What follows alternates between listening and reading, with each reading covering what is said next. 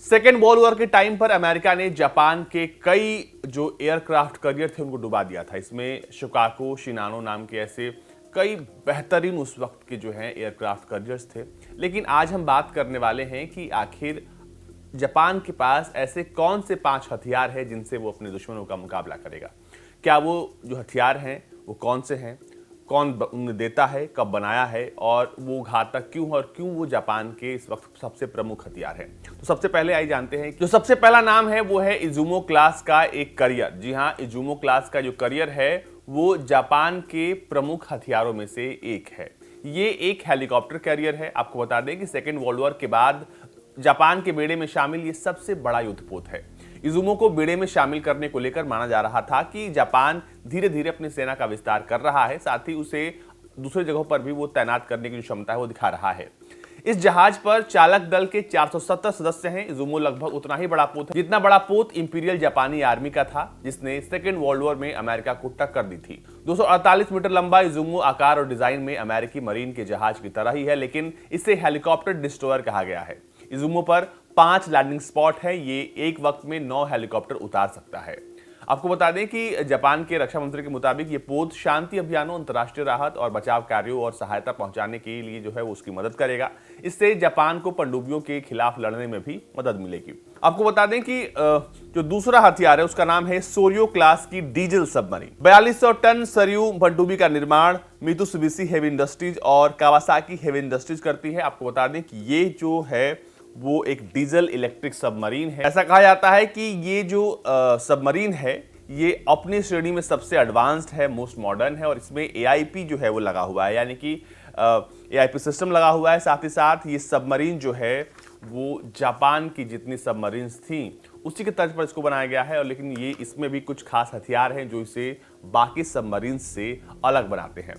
तीसरे नंबर पर बारी आती है अटागो क्लास के मिसाइल डिस्ट्रॉयर की। जी हाँ, ये जो अटागो क्लास का मिसाइल डिस्ट्रॉयर है ये जापानी वर्जन है अर्लेग बुर्के का, जो कि एक गाइडेड मिसाइल डिस्ट्रॉयर है। उसी का बिल्कुल उसी की तरह दिखता है और दोनों का जो साइज है वो लगभग सेम है। इसमें 96 वर्टिकल लॉन्चिंग सेल्स लगे हैं। साथ ही साथ इसमें 2 MK41 वर्टिकल लॉन्चिंग सिस्टम लगे हैं, यानी कि यहां से वर्टिकल लॉन्चिंग मिसाइलों की हो सकती है, यानी कि यहां से पानी से आप सतह में और हवा में दोनों जगह मार करने में सक्षम है ये जो मिसाइल डिस्ट्रॉयर है।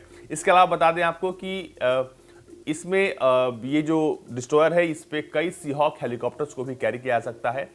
आगे तैयारी है कि 2 या 4 इसके जो मॉडिफाइड वर्जन्स हैं उनको फ्लीट पर ऐड किया जाएगा। आपको बता दें कि इसकी जो रफ्तार है वो 56 किलोमीटर प्रति घंटा है। साथ ही साथ ये सतह से हवा में मार करने वाली मिसाइल SM-2MR ब्लॉक 3AB अपने साथ ये कैरी कर। साथ ही साथ इसमें 127 मिलीमीटर बोर बंदूक के बैरल को 54 कैलिबर से बढ़ाया गया है। साथ ही साथ ये 38 किलोमीटर यानी 24 मील तक फायर कर सकती है। चौथे नंबर पर है V-22 ओस्प्रे। V-22 ओस्प्रे जो है वो एक जापानी हेलीकॉप्टर है और ये मौजूदा वक्त में जापानी सेना का सबसे बड़ा हथियार है। कहा जा रहा है कि अगर सेनकाकू आइलैंड को लेकर कॉन्फ्लिक्ट होता है तो V-22 ओस्प्रे जो है वो बहुत बड़ी भूमिका निभा सकता है। इस हेलीकॉप्टर का निर्माण जो था वो 1989 में शुरू हुआ था और इसकी प्रोग्राम कॉस्ट उस समय करीब 22 अरब रुपए थी। इसकी सबसे बड़ी खासियत यह है कि इसमें रोल्स रॉयस के इंजन लगे हैं जो कि AI1107C इंजन है जो ड्राइव शाफ्ट से कनेक्ट किया गया है। इससे गियर बदलते ही स्पीड जो है इसकी बढ़ जाती है। हेलीकॉप्टर में 3 इंजन लगे हैं और तीनों को ड्राइव शाफ्ट से जोड़ा गया इसलिए गया है ताकि इसकी स्पीड जो है वो बढ़े। साथ ही साथ अगर कोई भी इंजन फेल हो जाता है तो बाकी इंजन जो है उतनी ही स्पीड और उतना ही पावर जो है वो जनरेट कर सके। हेलीकॉप्टर का जो कॉकपिट है वो बुलेट प्रूफ है। इसके अलावा जो ग्लास है वो नाइट विजन ग्लास लगे हैं जिसके चलते पायलट अंधेरे में भी बिना लाइट ऑन किए नीचे देख सकता है।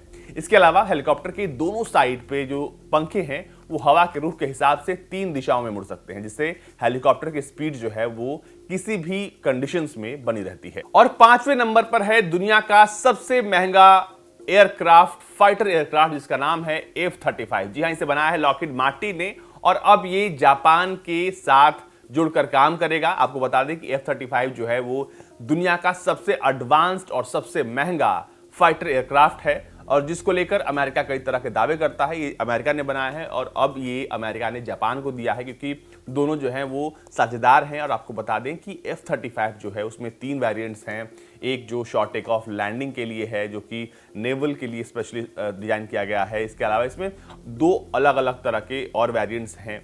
आपको बता दें कि F-35 जो है उसकी जो खूबियां हैं वो इससे बाकी एयरक्राफ्ट से अलग बनाती हैं। ये 5वें जनरेशन का सबसे एडवांस जो है वो फाइटर एयरक्राफ्ट है और ये जो है वो चीन के खिलाफ काफ़ी रणनीतिक रूप से जापान के लिए अहम साबित हो सकता है। बता दें कि सेनकाकू आइलैंड को लेकर जापान और चीन के बीच विवाद है और ये विवाद जो है वो धीरे धीरे लगातार बढ़ता ही जा रहा है।